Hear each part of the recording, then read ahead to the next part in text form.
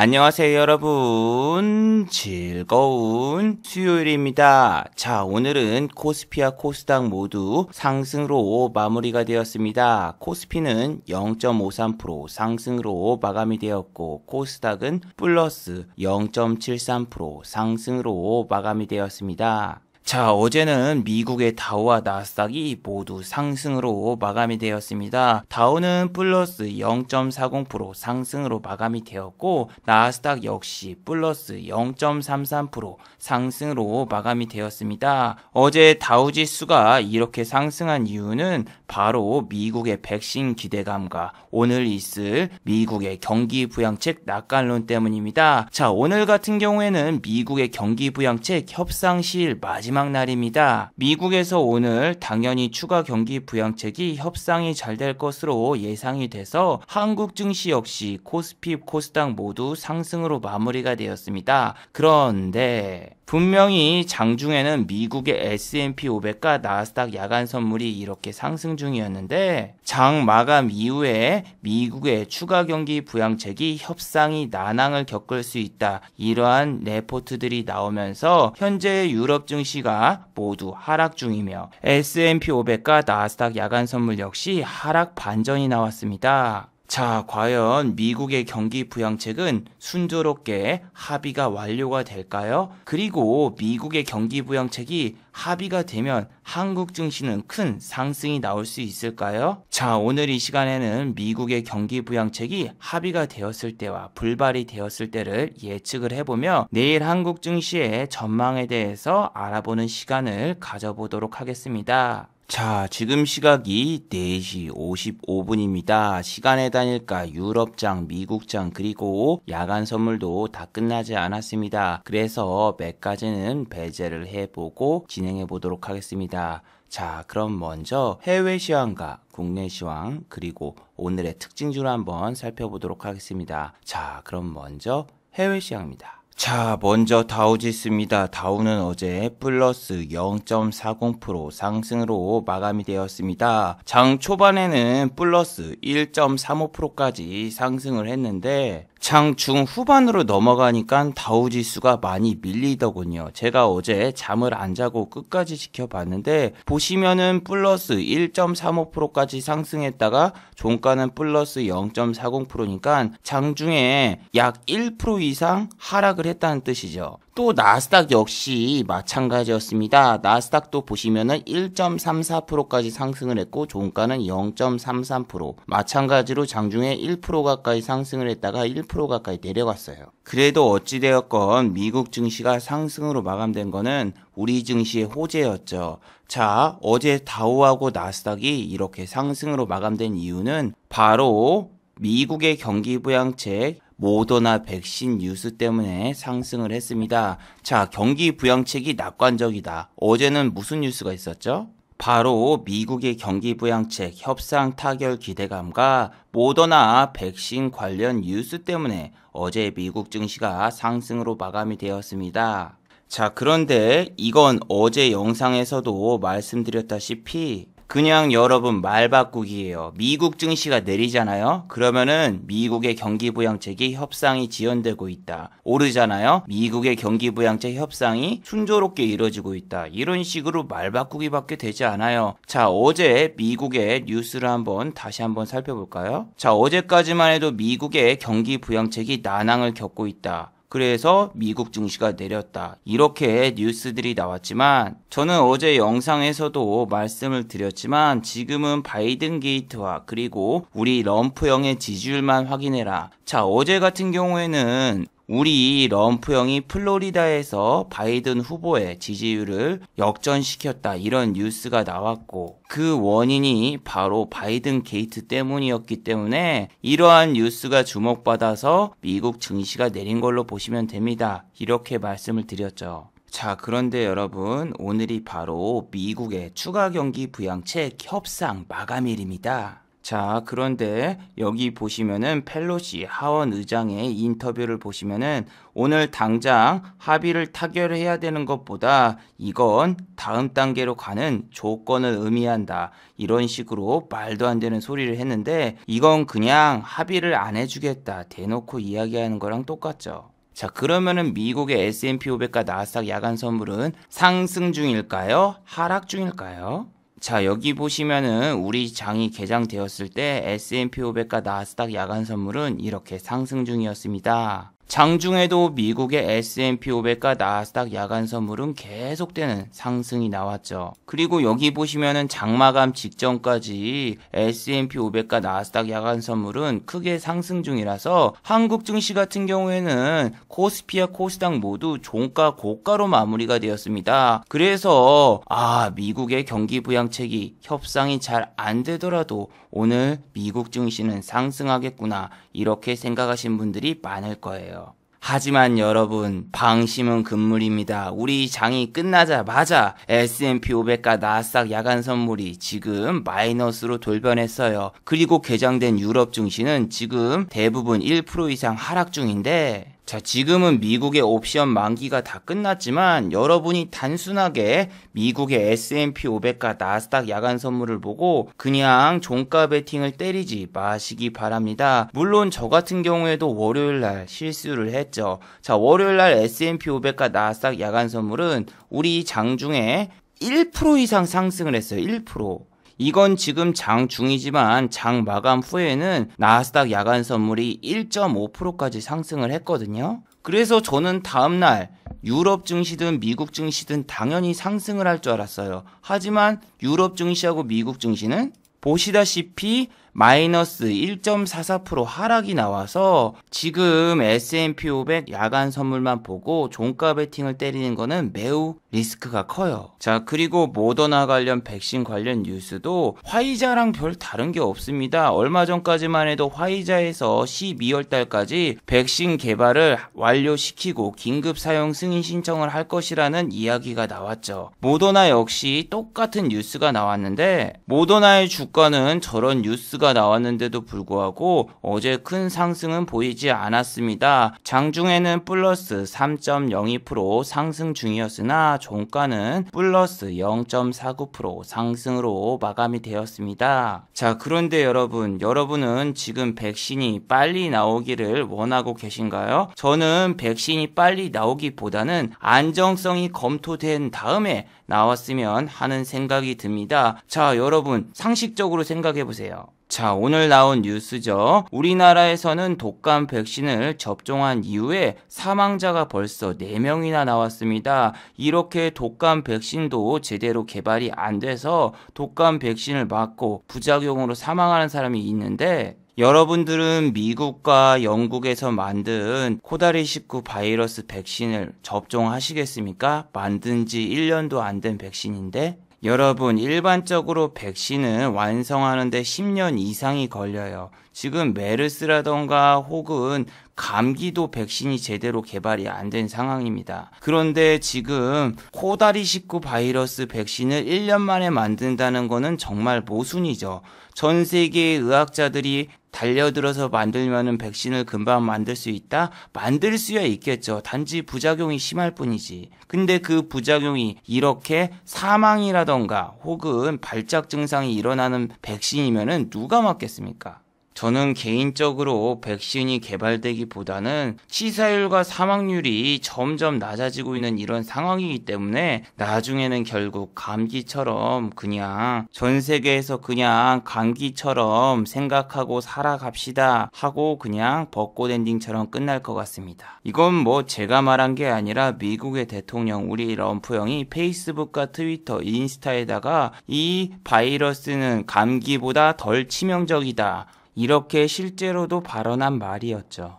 자, 그리고 보시면은 오늘 코스피와 코스닥 수급 주체가 정반대의 모습을 보였습니다.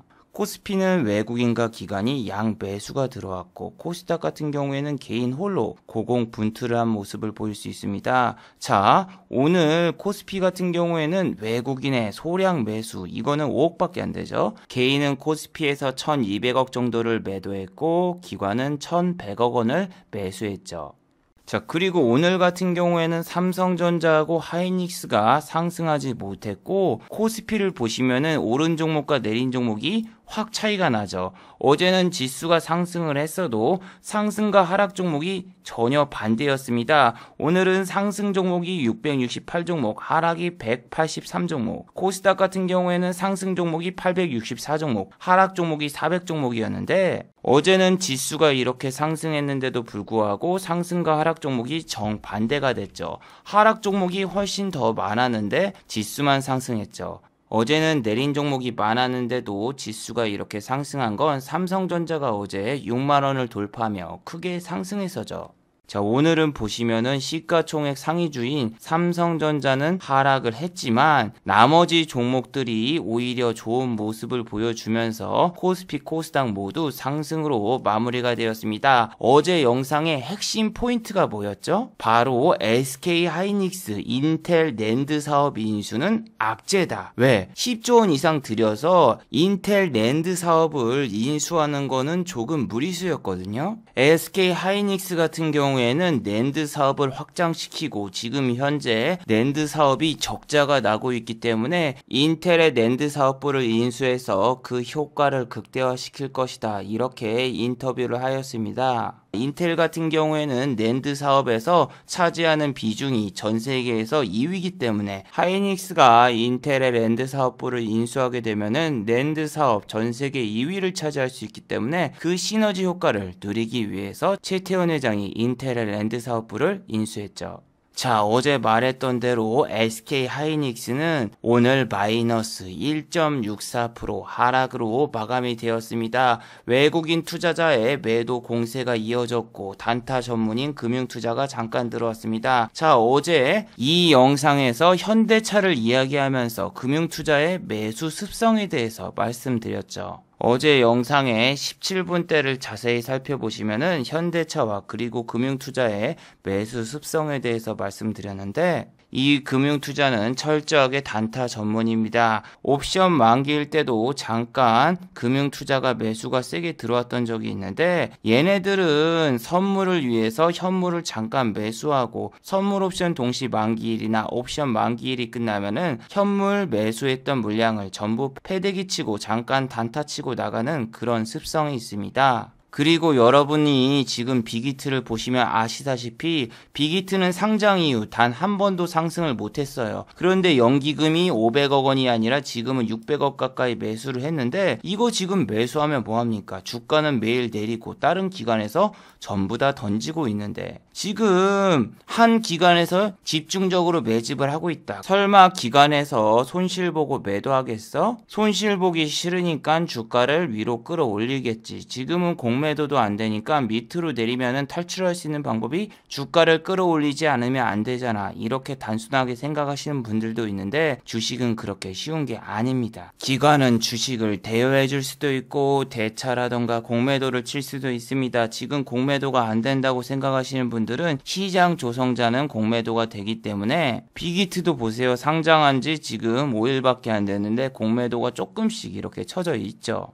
그래서 여러분 기관과 외국인의 평단가를 생각하면서 매매하는 것은 그렇게 좋은 매매법이 아닙니다. 자, 오늘은 현대차 역시 하락으로 마감이 되었는데 어제 현대차도 코멘트를 했죠. 현대차 같은 경우에도 악재가 반영받으면은 3분기 실적이 적자가 나온다. 그런데 이게 어떻게 호재일 수 있느냐? 하락폭이 축소가 된 거는 그냥 단순하게 금융투자 애들이 잠깐 끌어올리고 위로 던지려는 속셈학원 같은 속셈이지 그렇게 큰 호재가 아니다. 어제 영상에서도 말씀을 드렸습니다. 자, 현대차와 현대모비스 그리고 현대글로비스 오늘 어떤 모습을 보였습니까? 현대글로비스 같은 경우에는 상승을 했지만 시초가에서 밀리면서 음봉으로 마감이 되었고 현대차와 현대모비스는 오늘 전부 하락으로 마감이 되었죠.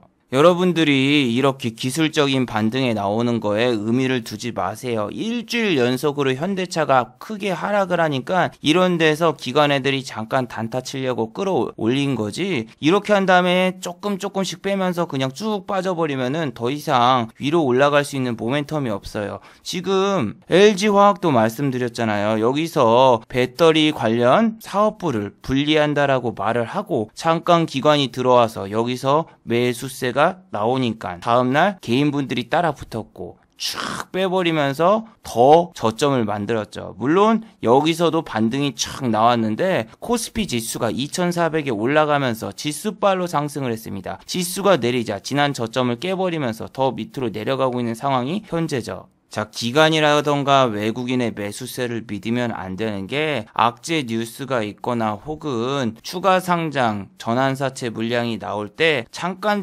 끌어올릴 때가 있단 말이에요. KPM테크 같은 경우에도 보시면은 이날 크게 반등이 나왔어요. 근데 공시를 잘 살펴보세요. 공시에 추가 상장이 있잖아요. 상장일이 2020년도 10월 15일. 자, 그런데 KPM테크 같은 경우에는 여기 보시면은 투신이 10월 14일 날 대량 매수가 들어왔죠. 투신의 대량 매수가 들어오면서 KPM테크 같은 경우에는 10월 14일 날 무려 24%나 올랐어요. 근데 24% 오르면 뭐하냐고. 이게 호식이 두 마리 치킨처럼 꼬셔서 넘기려는 속셈학원 같은 속셈이었지 아무것도 아니었단 말이에요. 그래서 현대차도 막 이런 데서 반등이 좀 나와요. 그래서 막 이런 데 가려고 하면은 여기 뛰어넘고 다시 신고가를 가는 것보다는 지금 3분기 실적이 내일 모레 발표하는데, 내일 모레라고 해서 3일 뒤에 발표되는 게 아니라 언제입니까? 10월 26일이죠. 10월 26일 날 발표가 되는데 실적 발표하면은 당연히 이번 분기 적자가 확정되어 있는데 외국인과 기관이 던지려면은 거래량을 터트리면서 여러분에게 물량을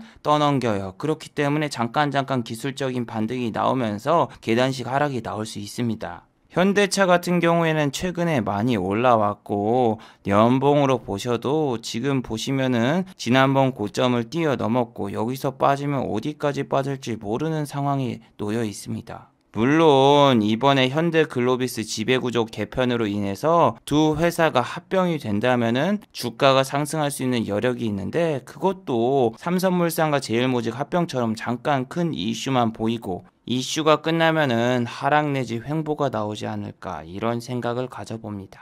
자, 그리고 원달러 환율을 살펴보시면은 1133원까지 내려왔습니다. 와, 정말 환율이 미친 듯이 내려가고 있네요. 이거는 여러분 우리나라가 잘해서가 아니라 달러 약세와 그리고 위안화 강세가 지속적으로 이어지고 있어서인데, 다음 주 여러분 말씀드렸죠. 10월 27일은 한국의 경제 성장률 발표입니다. 자, 이게 발표된 다음에 달러 환율의 변동도 있을 수 있고 여기서 한국이 선방을 한다면 외국인의 수급이 한국 시장에 더 들어올 수가 있습니다. 지금은 외국인의 수급이 거의 들어오지 않는 상황인데 이런 이유가 바로 미국 대선의 불확실성 그리고 한국의 경제 성장률이 얼마나 나올까 확인하고 외국인과 기관에 코스피의 수급이 들어올 수 있어요. 자, 그런데 여러분 오늘 보시다시피 개인의 매수세가 많이 줄어들었습니다. 자, 그 이유는 미국의 대선도 있겠지만 바로 대주주 양도소득세죠.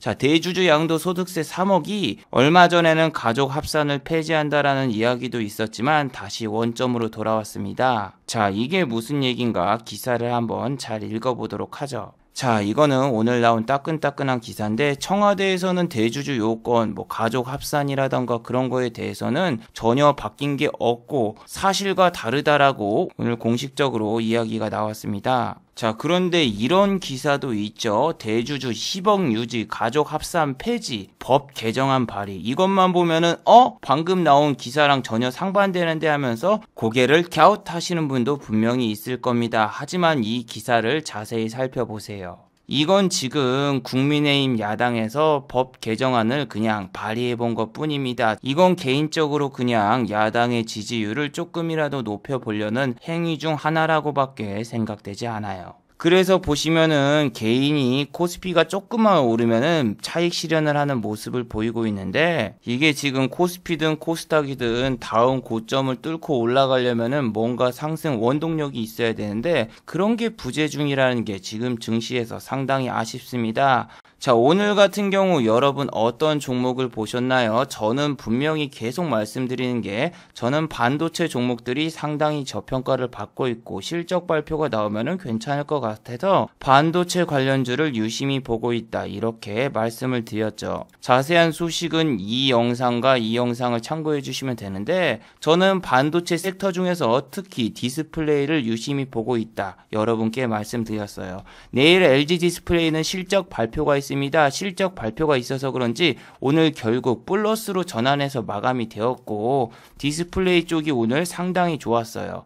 자, 인지 디스플레이는 상승이 나올 여력이 상당히 많은 종목이다. 말씀드린 게 바로 이틀 전인데 오늘 10% 이상 상승이 나왔습니다. 지난 고점을 뚫을까 말까 되게 고민이 돼서 여기서는 못 들어갑니다. 여기 부근은 아직 매물대 소화가 안 돼서 못 들어가고 신고가를 뚫으려면 여기부터 뚫어야 되는데 여기를 여러분 오늘 못 뚫었어요. 여기가 보시면 3,895원인데 오늘 3,890원에서 마무리가 되면서 안타깝게도 인지 디스플레이는 매번 나오는 윗꼬리, 이 종목은 거의 종가 기준으로 상한가를 못 간다고 생각하시는 게 마음이 편해요. 그리고 이 종목은 10% 이상 상승했을 때 들어가면 물립니다. 이럴 때 보시면 20%까지 오른 적이 많긴 하지만 지금은 신고가에서 조정을 주고 매물벽이 쌓여있는 상황이라서 예전과 달라요. 예전엔 여기를 뚫으면 그 다음 벽이 없어서 올라갔지. 지금은 일단은 내일 또 오른다고 생각을 해봐요. 여기 벽 뚫어야 되지, 여기 벽 뚫어야 되지, 그 다음에 여기 벽 뚫어야지, 여기 벽 뚫어야지. 삼중 샤시처럼 세 군데의 벽을 뚫고 올라가야 되기 때문에 상당히 힘들어요. 자, 오늘 아침부터서 인지 디스플레이 같은 경우에는 2% 이상 상승으로 출발을 했습니다. 그리고 잠깐 지수가 밀리면서 약간 내려갔는데 삼성전자가 아침부터서 외국계 창구로 대거의 매수세가 들어왔고 삼성전자가 상승하자 삼성전자의 수혜를 받을 것이라고 예상되는 인지 디스플레이가 10% 이상 급등이 나오기 시작했죠. 자, 여기 보세요. 그냥 위에 있는 매물들 다 잡아먹고 위로 올라갑니다. 하지만 이 종목은 보시다시피 큰 돈으로 매매하기 힘들어요. 여기서 만주 하면은 3,400만 원입니다. 2만 주면은 6천만 원 약간 넣는 돈이고 3만 주 해야지 1억이 넘는데 여기 지금 1억을 던지면 여기까지 내려가야 돼요. 여기까지. 그래서 큰 돈으로 하지 마시고 한 1,000만 원 미만이면은 충분히 던질 수 있어요. 충분히 던질 수 있고 이 종목은 10% 이상 올라갔을 때는 잡으면 안 된다. 명심하세요. 명심보감처럼. 자, 체결 강도는 165까지 올라갔어요. 그리고 3,500원을 돌파했는데도 체결 강도는 그대로고 JP모건 외국계 창고까지 들어오면서 투심이 살아났습니다. 일단 매동을 보시면은 오늘 외국인이 매도로 나왔지만 10시 약간 넘었을 때까지만 해도 외국인이 매수로 잡혔거든요. 그래서 투심이 살아나면서 촥 하고 올라갔고 오늘 결국 최종적으로 투심이 매수하고 외국계가 먹튀한 걸로 나와서 오늘 수급 자체를 그냥 보시면은 좀 안 좋네. 외국 애들이 여기서 샀던 거를 다 매도했네 라고 생각하겠지만 얘네들은 이렇게 매도를 한번 크게 한 다음에도 다시 매수를 해서 끌어올리는 습성이 있습니다. 내일 LG 디스플레이의 실적이 좋다. 인지 디스플레이도 어느 정도 반등이 나올 거예요. 그렇기 때문에 시간의 단일가에서도 오늘 상승을 하다가 약간 빠졌는데 그런데 지금 잘 보시면은 투자 경고 종목에 지정될 수 있는 금액이 있습니다. 여기 보시면은 2020년도 10월 23일까지입니다. 자, 여기에서 10월 12일 날은 투자 경고 종목에 지정이 되지 않았어요. 그리고 해당되지 않을 경우에는 하루에 순차적으로 해서 10월 23일이면 이번 주 금요일이죠. 이번 주 금요일까지 약 4,330원인가? 이 정도를 넘길 경우에는 투자 경고 종목으로 지정이 됩니다. 오늘 상한가를 갔으면은 이 종목은 투자 경고를 받아서 신용이나 미수를 못 쓰게 되니까 보통 세력들이 상한가를 안 보내죠. 그래서 오늘 같은 경우에는 위에서 잡는 거는 좀 힘들었고 이거를 지금 돌파는 할 수 있어요. 지금까지는 투자 경고가 안 걸리니까. 근데 돌파를 한다고 해도 밀려버릴 가능성이 높아요. 그러면서 금요일까지 일단은 시간을 벌 가능성이 높습니다. 인지 디스플레이는. 그래서 여러분들이 4,000원이 넘었다 하면 일단 매도 준비를 하시는 게 좋아요. 왜? 금요일날 4,300원을 넘고 종가가 마무리된다? 그럼 투자주의나 투경을 받게 돼서 신용과 미수가 막히게 되니까 거래량이 줄어들게 되겠죠. 나중에 여차하면은 추가 상승이 나와서 단일가 매매, 이런 것까지 갈 수 있기 때문에 상당히 주의를 요구하면서 매매를 해야 되는 종목입니다. 자, 그리고 지금 계속 말씀드리는 게 그린 뉴딜 관련주 들어가면은 물려가지고 바이든이 당선 안 되면은 그냥 지옥으로 떨어질 수 있다. 매번 말씀드리죠.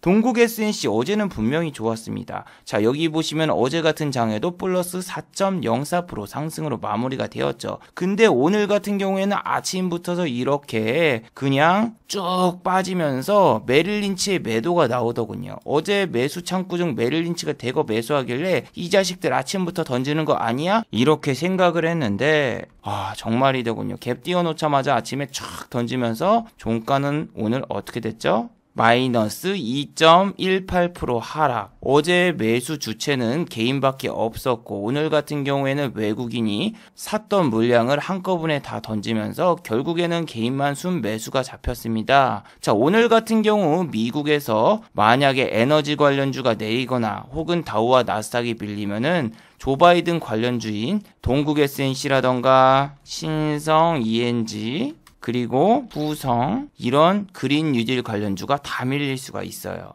그런데 수소차 관련주인 하나는 오늘 종가 기준으로 상승으로 마무리가 되었습니다. 외국인과 기관의 동반 양매수도 들어왔고 지난주에 상당히 급락이 나왔던 미국의 니콜라 같은 경우에도 지금 주가를 보시면은 그렇게 좋은 편이 아니거든요. 그런데도 불구하고 오늘 하나와 한화솔루션 그리고 한화솔루션 우 이런 모든 주식들이 전부 종가 기준으로 고가로 마무리가 되었습니다. 자, 과연 하나와 하나솔루션은 어떤 뉴스가 있었길래 이렇게 크게 상승이 나왔을까요? 자, 보시면은 오늘 하나와 하나솔루션은 실적이 발표가 되었습니다. 자, 여기 실적이 몇 시에 발표가 됐죠? 1시 55분. 그런데 여러분, 저거는 기사일 뿐이고 진짜 실적은 언제 발표됐냐면은 어제 발표가 됐습니다. 어제 주요 기관 투자자를 모아놓고 실적을 발표가 되었고 주요 공시를 찾아보면 아침부터서 하나의 실적을 확인할 수 있었습니다. 그래서 하나의 주가는 아침부터서 이렇게 쭉 상승이 나왔습니다. 하나 같은 경우에는 11시 30분 매매에서는 약간 수익을 볼 수 있었지만 이때 이거 들어가기에는 너무 리스크가 컸어요. 11시 반 매매는 하나를 하는 게 아니라 한화 솔루션을 들어갔어야 됩니다. 한화 솔루션 같은 경우에는 여기 보시면은 11시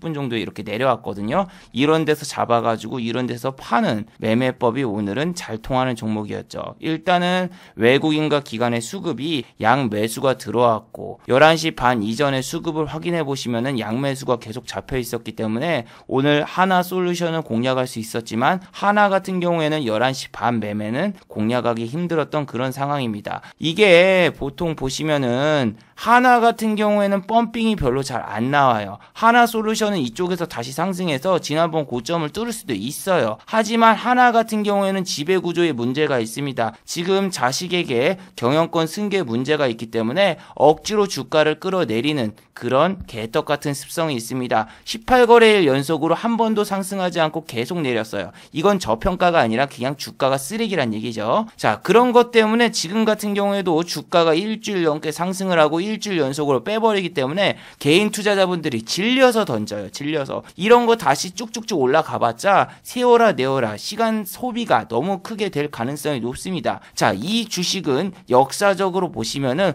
56,000원에서 단 한 번도 다시 한번 신고가를 뚫은 적이 없고 계속 내려가면서 결국 26,000원 반토막까지 나온 주식인데 반면 하나솔루션 같은 경우에는 조금 다른 모습을 보이고 있습니다. 자, 이렇게 내려가더라도 잠깐의 몇 년간의 상승이 있었고 다시 내려갔는데도 이번 연도에는 니콜라와 협약을 했기 때문에 이렇게 주가가 크게 상승한 모습이 나오고 있습니다. 자, 지금 니콜라의 주가를 따라가는 게 하나솔루션입니다. 자, 그런데 지금 니콜라가 좀 문제가 많은 기업이죠. 수소 트럭을 만든다고 해놓고서도 이제 수소 트럭을 개발하지 않겠다 이런 이야기를 했고 GM과 협약을 체결했다라고 말을 했는데 실제로 까보니까 12월 30일까지 아직 계약 기간이 남아있어서 계약이 체결이 안 된 상황이죠. 그래서 하나솔루션을 매매하는 거는 까나리 액젓처럼 정말 까다로운 종목입니다. 얘는 줄 때 먹고 종가 고가가 됐을 때 나오지 않으면은 상당히 고달픈 나날이 연속이 돼요. 이날 같은 경우에 니콜라가 뭐 40% 급등하고 그래서 올랐다가 니콜라의 급락으로 인해서 그냥 쫙 내려갔고, 이번에 기술적인 반등이 나왔는데 이런데 내일 아침에 시작했을 때 또 마이너스 3% 4% 하락으로 출발할 수도 있어요. 왜?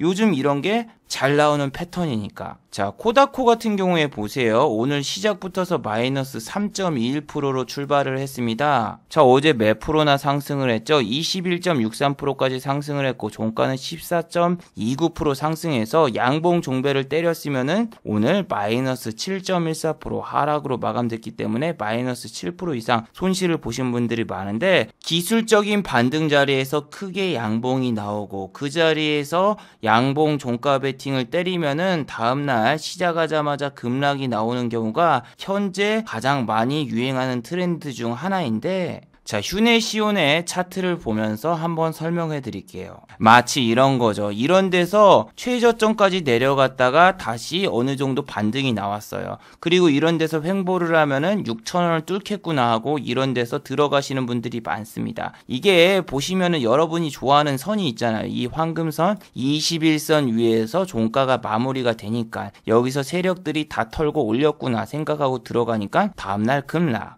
그리고 이제는 또 11선을 찾아서 11선이 살아있으니까 아이고야 이거 또 매수 타점이다 하고 들어갔어. 그 다음날 또 내려. 아니 근데 여기 이제는 또 61선에 닿았네. 61선이 살아있으니까 또 들어가. 그러니까 이쪽에서 또 내리고. 아, 이게 진짜 여러분들이 차트 매매고 뭐 나발이고 시황이 안 좋으면 아무것도 안 통한다는 사실 알고 있어야 된다니까요. 시황이 안 좋으니까 이런 선이 탁 깨지는데 이 선이 살아있다 저 선이 살아있다 산이 살아있다 하면서 계속 38선 매매하시는 분들이 많은데, 시황이 안 좋으면 여러분 차트 매매 아무것도 안 돼요. 자, 그리고 여러분 이런 거 조심하세요. SNK 같은 경우에는 킹 오브 파이터즈를 만드는 회사죠. 이 회사가 코다리 식구로 인해서 감사보고서 제출 지연 중이라는 이런 공시를 했습니다. 자, 그런데 이 회사는 작전주의입니다. 지난번에는 말도 안 되는 배당 이야기를 꺼내면서 점상을 보냈었죠. 근데 이 배당이 말이나 되는 거냐고. 자기 영업이익보다 어떻게 배당을 더 줍니까? 아니, 한 해 영업이익이 465억 원인데 배당을 680억을 어떻게 줍니까? 이거는 누가 봐도 작전주예요.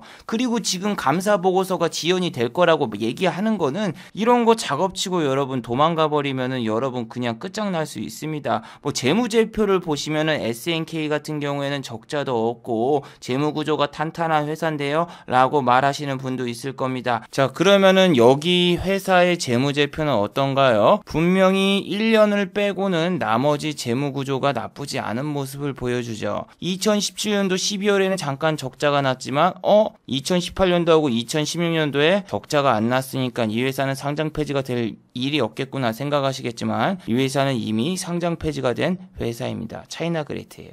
자, 여러분 저는 차이나그레이트를 포함해서 신라제니 등 뭐든 좀 재무구조가 이상한 회사들은 항상 말씀드립니다. 이거 좀 낌새가 이상합니다. 차이나그레이트도 상장 폐지되기 한 달 전부터서 이거 지금 실적 발표해서 좀 이상합니다 이렇게 얘기를 했고, 지금도 감사보고서 제출이 늦어지는 게 일본에 있는 회사이기 때문에 이번에 배송이 좀 늦어질 수가 있고, 그 회사에서도 지금 코다리 바이러스로 인해서 배송이 지연될 것이다 이렇게 말을 하는데, 애초에 저런 공시가 나오는 회사는 저는 절대로 안 건드립니다. 지금 EMS로 받거나 아니면은 이메일을 통해서 받는 방법 등 여러 가지 방법이 많은데 왜 지금 문서를 보내는데 시간이 저렇게 오래 걸린다면서 시간을 끌고 있는지 저는 개인적으로 이해가 안 되거든요. 자, 이 회사가 일본 회사긴 하지만 중화권의 지분이 어마어마하게 많이 들어가 있어요. 저는 중화권에 중자만 들어간 회사는 거의 안 건드립니다. 자, 그런데 오늘 중화권에서 한 가지 소식이 나왔죠. 자, 바로 한국 대사관에서는 12월 달에 시진핑 방한이 이뤄질 것이다 이런 이야기를 했습니다. 자, 그런데 제 영상 중 매년 발표되는 청와대의 공식 찌라시 뉴스는 뭐가 있다. 첫 번째는 김정은 방한, 두 번째는 시진핑 방한. 이 두 가지는 벌써 4년 동안 몇 번이나 온다고 해놓고서 한 번도 안 왔어요. 뉴스만 벌써 10번이 넘게 나왔습니다. 뭐 중화권에서 왕이가 오건 리커창 총리가 한국에 방한을 오든 걔네들이 와서 한국에 와서 한마디는 뭐예요? 시진핑 방한 얘기를 꺼낸 게 아니라 지금 미중 무역 전쟁을 하고 있는데 우리 편을 들어달라. 그 한마디하고 다시 지네 나라로 돌아갔어요.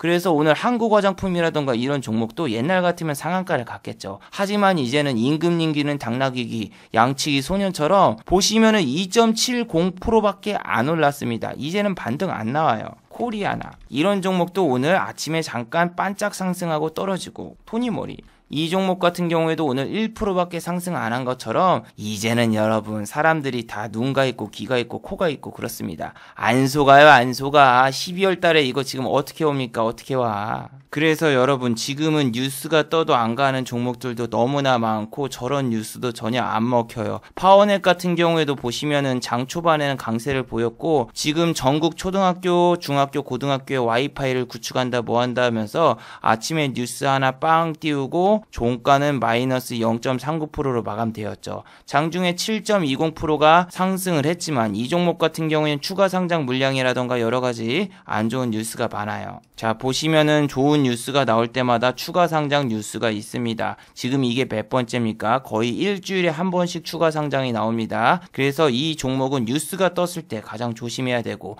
아침에 갭이 떴을 때 조심해야 되는 종목인데 여러분들 지금 진짜 좀 긴장하면서 매매를 하셔야 돼요. 지금 미국 증시 오늘 또 내리면은 또 다시 내일 한국 증시가 밀릴 수 있어서 지금은 진짜 투자금을 어느 정도 줄여 놓으시고 무리한 베팅은 삼가하시는 게 제일로 좋습니다. 자 마지막으로 한번 정리해 보도록 하겠습니다. 자 오늘은 미국의 추가 경기 부양책 합의의 마지막 날입니다. 자 오늘 미국의 추가 경기 부양책은 결국 통과가 되지 않을 가능성이 높아요.